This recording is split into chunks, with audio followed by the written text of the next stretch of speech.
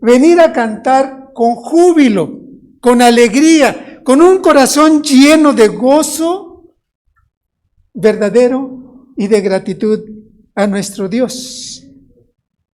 Lutero era uno de los entusiastas del canto y de la alabanza, el gran reformador Lutero.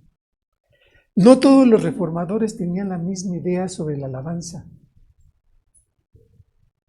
No todos decían que la alabanza era parte realmente esencial para el culto a Dios. Pero Lutero sí. El gran reformador decía que el canto era una parte importante y vital de la adoración del culto a Dios.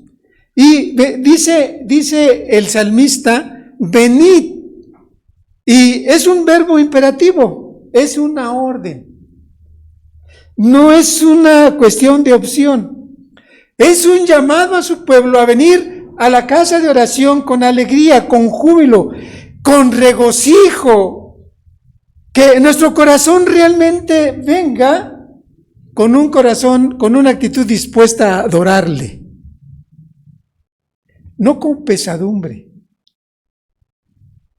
O sea, no con caras largas. Qué difícil es venir al culto para muchos, ¿no?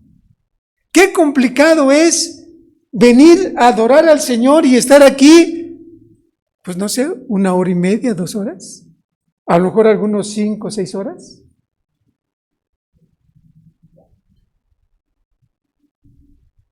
Debemos venir a alabar al Señor con gratitud. Y no retrasar la hora de venir. Cuando vamos a algún lugar, a una fiesta, cuando nos invitan a una fiesta, siempre llegamos temprano. ¿No es cierto? Por ejemplo, si nos invitan a un cumpleaños, a una boda, no nos gusta llegar ya cuando ya haya empezado la ceremonia, cuando haya empezado, nos gusta llegar a tiempo.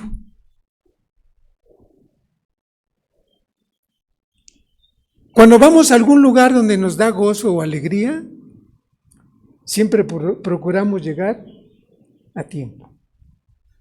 Por ejemplo, cuando van al cine, por ejemplo, ¿no? ¿A poco llegan a la mitad de la película? ¿Ah?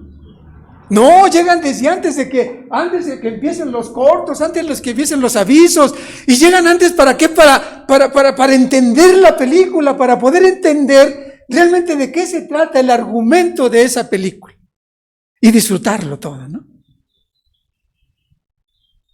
Cuando van a un partido de fútbol, ¿saben que los estadios están abiertos desde 5 horas antes a veces? Y la gente ahí está. Miren, cuando fue el Super Bowl, el mes pasado, ¿desde a qué horas estaban ya sentados ahí frente a la televisión viendo todo?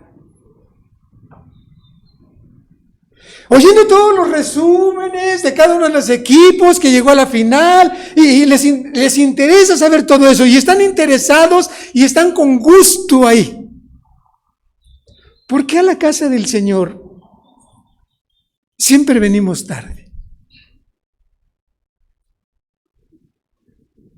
¿Por qué?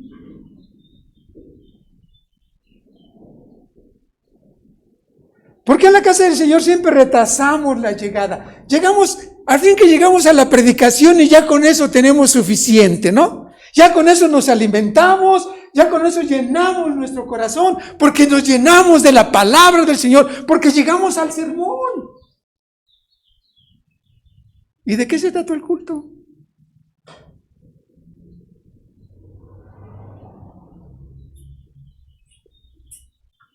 ¿Qué pasaría si las iglesias acostumbráramos a la hora que empezara el culto se cerraran las puertas y ya nadie entraría? ¿Ah? Nos enojaríamos, ¿no es cierto? ¿Cómo que no nos dejan entrar? En una ocasión, yo era pastor de una iglesia aquí en la Ciudad de México hace unos 20, 25 años. Y acostumbrábamos nosotros que a la hora de la intercesión se cerraban las puertas. Y obviamente, pues, había quien llegaba a esa hora, ¿no? Entonces, una ocasión llegó un hermano con su familia y se enojó. Se enojó tanto que ya no fue a la iglesia. ¿Cómo que le habían cerrado la puerta a su familia y a él? ¿Cómo era posible que el pastor y los ancianos de la iglesia hicieran cosas como estas?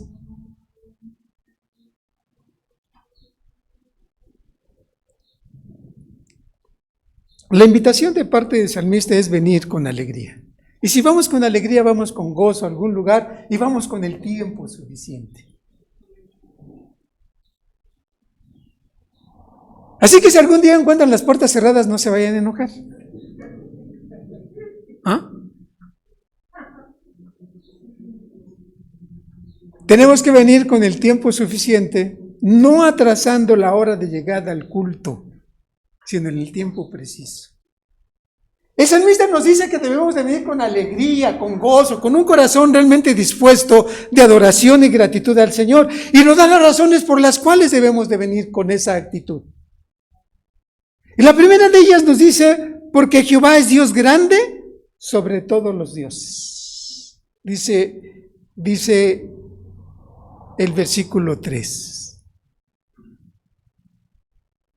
Aunque hay muchos supuestos dioses, solo hay un Dios verdadero. Solo hay un Dios vivo y verdadero. No hay otro Dios tan grande como lo es Jehová de los ejércitos. Y dice la Escritura, da testimonio de esta verdad la Escritura, diciendo que los cielos de los cielos no pueden contener la grandeza de Dios. Hay un estribillo que cantábamos hace algunos años, hace algunas décadas, yo no sé si todavía lo cantan en algunas iglesias, pero hay un estribillo que dice, no hay Dios tan grande como tú. No lo hay. No lo hay, ¿verdad? ¿O sí lo hay? No lo hay. Y es que nosotros tenemos un Dios grande y todopoderoso, un Dios omnisciente, un Dios omnipresente, un Dios que llena todo. No es un Dios chiquito, no es Diosito como algunos lo llaman. ¿Qué Diosito? ¿Qué Diosito? Dios es un Dios grande. No es un Dios de llavero que podemos traer en la bolsa y sacarlo o andarlo manipulando, andarlo llevando de aquí para allá. Dios es tan grande que los cielos de los cielos no lo pueden contener. Así que dejemos de llamar a nuestro Dios Diosito. Jehová de los ejércitos es un Dios grande. Esa es la primera razón que pone el salmista, por la cual nosotros debemos de otorgarle gloria, honra y alabanza. La segunda es que Él es Rey grande sobre todos los dioses. No hay otro Rey, no hay otro Dios tan grande y tan poderoso como Jehová de los ejércitos. Se cuenta en la historia sagrada que en una ocasión los filisteos capturaron la arca del pacto. Y bueno, ellos creyeron que ya habían vencido al Dios de los israelitas. Habían vencido al Dios que decían los israelitas que era el verdadero, el todopoderoso, el invencible. Y bueno, ellos llevaron su trofeo, hicieron fiesta, ¿verdad? Celebraron la victoria sobre los israelitas y entonces el arca del pacto la metieron a su templo y se la presentaron a su dios Dagón.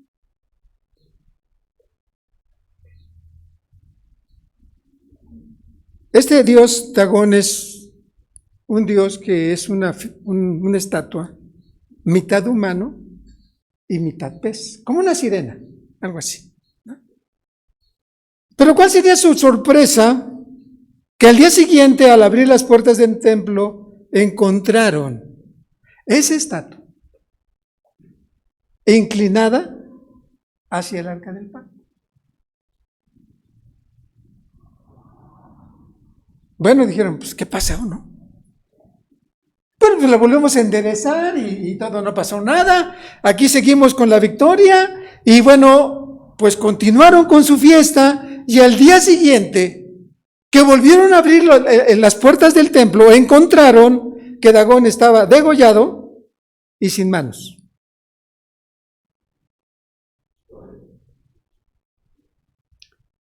No hay otro rey. No hay otro ser más poderoso que Jehová de los ejércitos.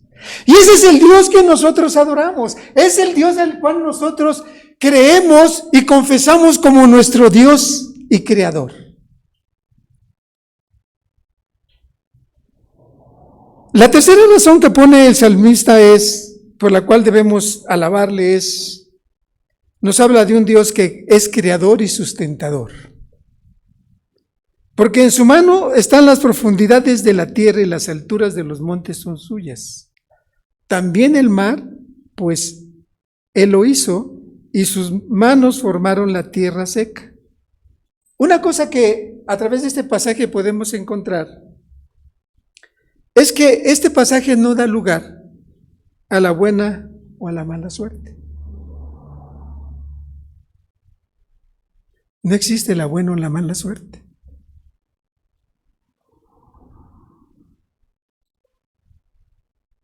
Este pasaje nos habla de un Dios que gobierna, que controla todo cuanto existe. Todo está bajo su control, todo absolutamente. Nada en nuestra vida pasa por casualidad.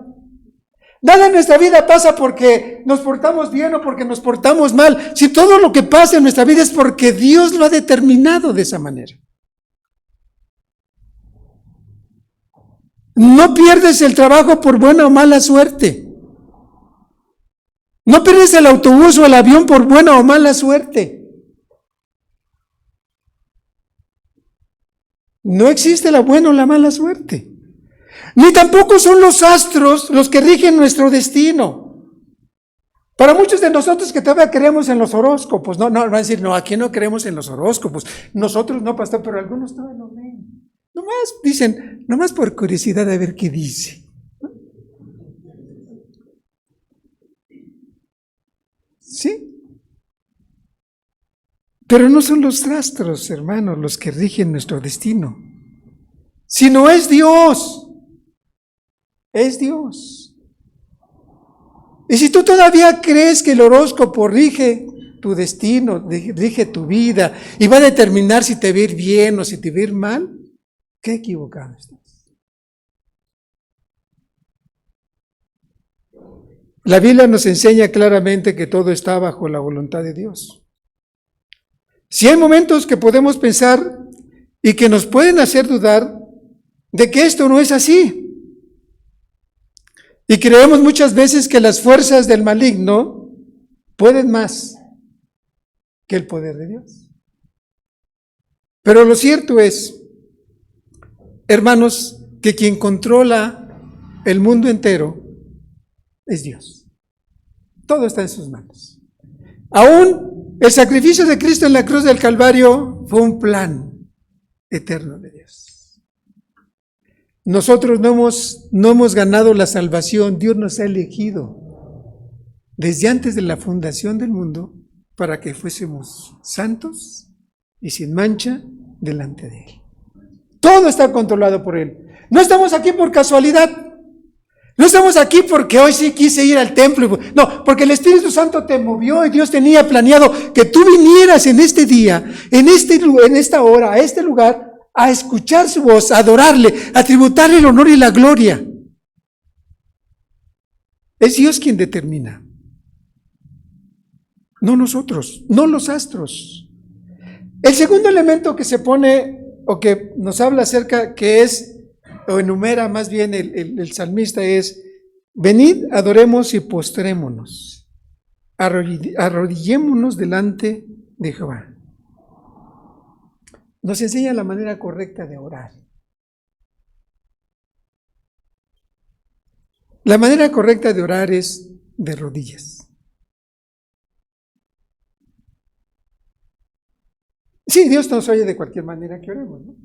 Dios nos oye si estamos acostados, si estamos sentados, si estamos de cabeza, si estamos de pie. Dios nos escucha. Pero la manera correcta, la manera como Dios determina que debemos presentarnos ante Él es de rodillas. Los musulmanes que no adoran a un Dios verdadero, que no adoran al Dios vivo y verdadero, cada vez que oran a su Dios, no solamente lo hacen de rodillas, lo hacen poniendo su frente hasta el piso. Y eso que no adoran al Dios verdadero, y eso que no adoran al Dios único. Hoy día, a la iglesia cristiana nos cuesta arrodillarnos.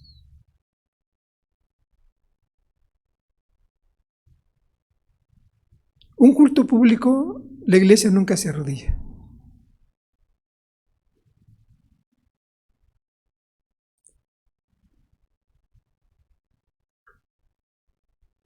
¿Por qué será?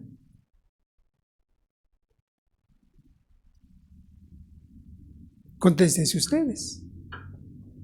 ¿Por qué no nos arrodillamos ante Dios en un culto público? Bueno, algunos decimos, es que ya no, las rodillas no me aguantan, ¿no?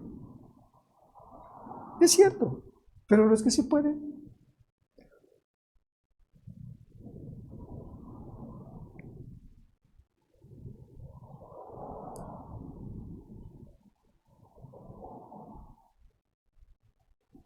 ¿Por qué no nos arrodillamos? Porque estamos llenos de soberbia. Somos como los juniors, ¿no? Creemos que todo lo merecemos. Que no necesitamos humillarnos. Somos los hijos de Dios, somos los hijos del Rey. Soy el príncipe. ¿Cómo voy a arrodillarme? La soberbia del ser humano. Eso es lo que nos impide arrodillarnos ante Dios. El salmista nos dice que debemos arrodillarnos y nos pone cuáles son las razones correctas. Primero, porque Jehová es nuestro hacedor. El ser humano es una creación de Dios, es un producto de Dios, no es un producto de la evolución o de la creación espontánea. No. Somos creación de Dios. Hemos sido hechos a la imagen y semejanza de Dios. El cuerpo da testimonio de esta creación maravillosa que Dios ha hecho en nuestra vida, porque cada uno de los miembros de nuestro cuerpo tiene una función determinada. Y cada una de esa función determinada la cumple solamente el miembro del cuerpo. Por eso dice la Escritura que fuimos creados a su imagen y semejanza del polvo de la tierra. Así que una de las razones por las cuales debemos de arrodillarnos ante Dios es porque Él es nuestro creador. Somos creación suya, hecha con sus manos. No con la palabra, sino hechos con sus manos. Él formó a Adán y a Eva del polvo de la tierra con sus manos.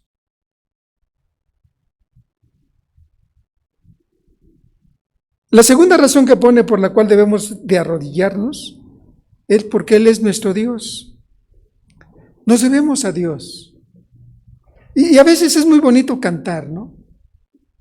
Que nos debemos a Dios, que nos entregamos todo a Él. Toma mi vida, decimos, ¿no?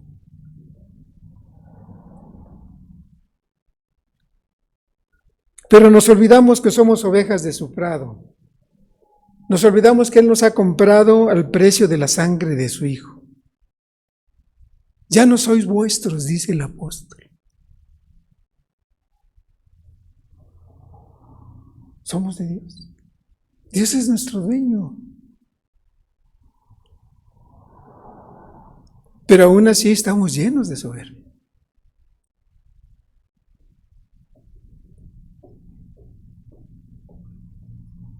El tercer elemento del culto es la predicación de la palabra.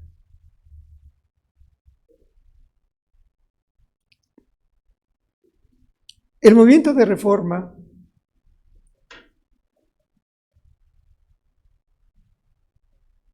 trajo un cambio esencial y muy importante en el culto de adoración. A partir del movimiento de reforma, la palabra se hizo central en el culto de adoración a Dios. Antiguamente, en la iglesia tradicional, los púlpitos no estaban en el centro. Lo que estaba en el centro era el altar. Y los púlpitos estaban a un lado, a un costado. Y entonces desde ahí se proclamaba la palabra. Cuando la reforma surge, el púlpito se pone en el centro del templo. Y la razón por la cual se pone en el centro del templo es porque se habla acerca de la centralidad, de la importancia que tiene la palabra del Señor. Así que dice el salmista: si oyereis hoy su voz, no endurezcáis vuestros corazones como en Meriba, como en el día de Masa en el desierto. ¿Qué pasó en esos lugares? ¿Qué pasó en Meriba? ¿Qué pasó en Masa? ¿Saben que Meriba es sinónimo de pleito? ¿Saben por qué razón es sinónimo de pleito? Porque el pueblo de Israel, después de haber visto los milagros, los portentos, hechos por Dios en Egipto, y después de que habían ya cruzado el Mar Rojo,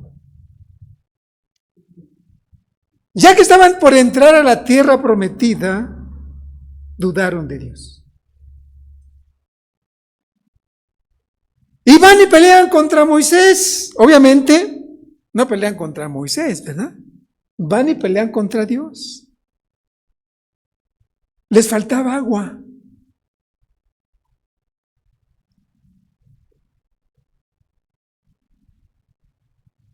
Y entonces van y se quejan como, pues, nos trajiste al desierto a morir de sed. Si allá en Israel estaban los ríos de agua, había abundancia de comida, había abundancia de todo, y ahora resulta que ni siquiera agua podemos tener, Moisés. Y Dios le dice a Moisés: golpea la roca para que salga agua de ahí. Y efectivamente, en el libro de Éxodo, en el capítulo 17, los versos del 1 al 7 nos narran este evento. Bueno, pasó la situación. Después en Masa, otra vez. Fueron temerarios los israelitas. Querían ver qué tan poderoso realmente era Dios. Ese Dios que los había sacado de Egipto y ese Dios que les había prometido introducirlos a la tierra que fluye leche y miel, a la tierra de Palestina, la tierra prometida a sus padres, querían ver qué tan poderoso era. Y volvieron a pedir agua, argumentando que tenían sed.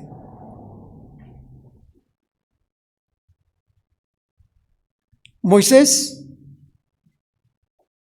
harto del pueblo, molesto con el pueblo, Dios le dice: ve, golpea la roca para que salga agua.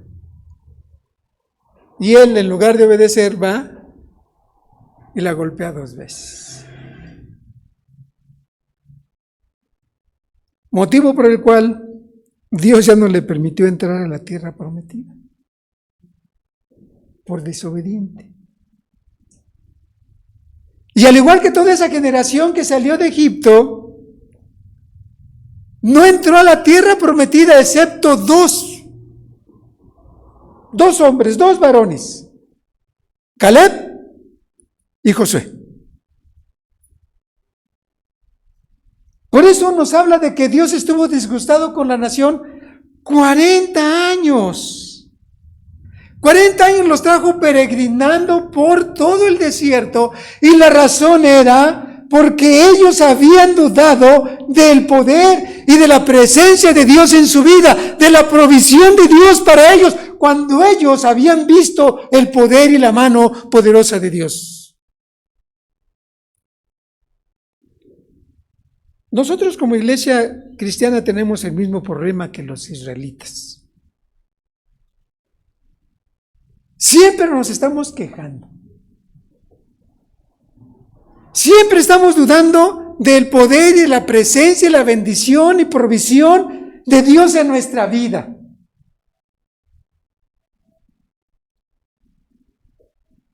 ¿Y saben por qué razón? Porque al igual que los israelitas, tenemos puesto los ojos y nuestro corazón en verdades falsas. No nos hemos fijado en lo importante.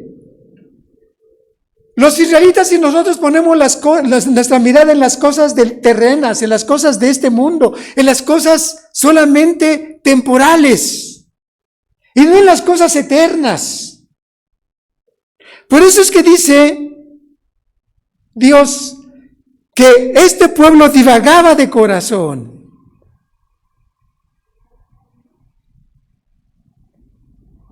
Y es que ¿saben por qué? Porque todo el tiempo los seres humanos estamos deseando trivialidades.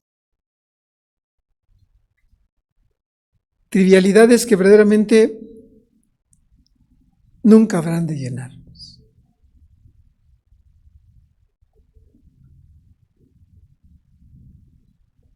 Y siempre estamos pidiendo por las cosas presentes.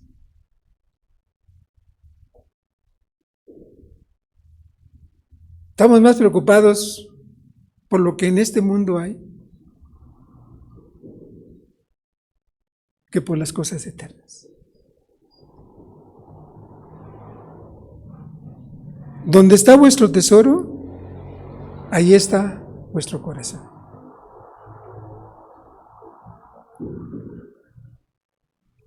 Le faltó fe al pueblo hebreo. Nos falta fe a nosotros.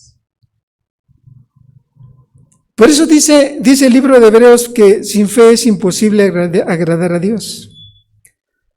Porque el que cree en Dios debe creer que le hay. Y que Él es galardonador de los que le buscan. Así que si oyeres hoy su voz, si hoy estás escuchando la voz de Dios, debes entender que el mensaje que se está presentando aquí, por eso decía yo al inicio, que Dios te ha traído a este lugar en esta tarde para que tú escuches la voz de Él. Él te trajo a ti, especialmente a ti en esta tarde, para que a ti, y solamente a ti, es dirigido este mensaje. No es para tu vecino, no es para tu papá, no es para tu hermano, no es para tu hermana, no es para el que está al lado tuyo, es para ti.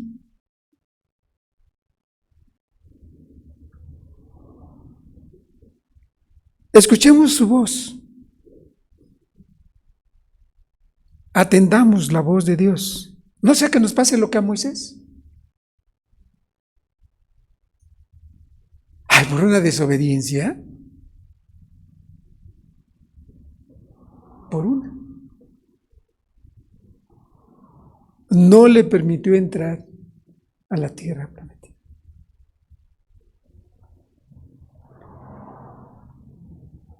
Por no seguir las indicaciones de Dios, le juró Dios que no entrarían en su reposo. Lo importante del culto, hermanos, realmente es aprender a descansar en Dios. Descansar significa depender de la actividad de Dios, no de la nuestra. no eres lo que tú haces, no es lo que tú logras, no es lo que tú quieres, es lo que Dios quiere y cómo actúa, y en el momento que Él actúa.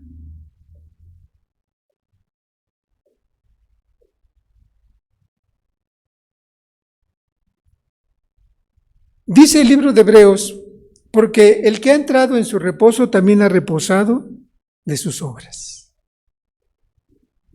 Descansemos en Dios. Si estamos en el reposo de Dios, si estamos realmente descansando en las manos de Dios, dejemos que sea Dios. Descansemos de nuestro esfuerzo, de nuestra lucha, y dejemos las cosas en las manos de Dios. El descanso es en realidad una salud mental y una paz de corazón y de mente. Es tener una sensación de vivir bajo el cuidado, la provisión y protección de Dios. Dios quiere que seamos competentes y capaces de enfrentar cualquier situación que se nos presente en nuestra vida. Y esa competencia que habremos de tener en nuestro día vivir es solamente si atendemos a la palabra, si oímos su voz.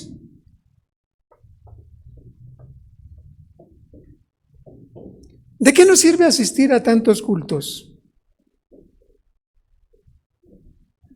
si no atendemos lo que Dios nos dice?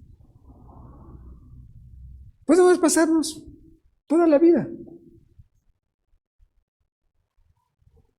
Debemos entender y escuchar lo que dice Santiago. Ser hacedores de la palabra y no tan solamente oidores, engañándonos a nosotros mismos.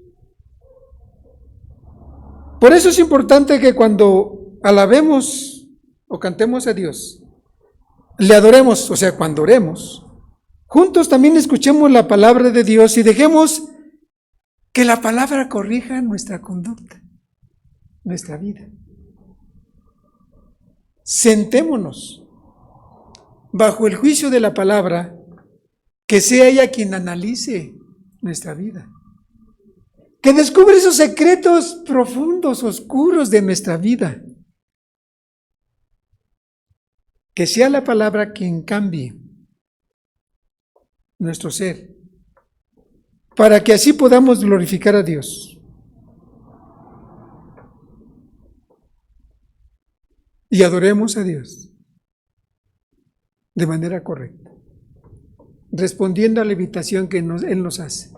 Venid, cantemos, adoremos y escuchemos su palabra. Que Dios les bendiga. Voy a pedir que nos pongamos en nuestros pies.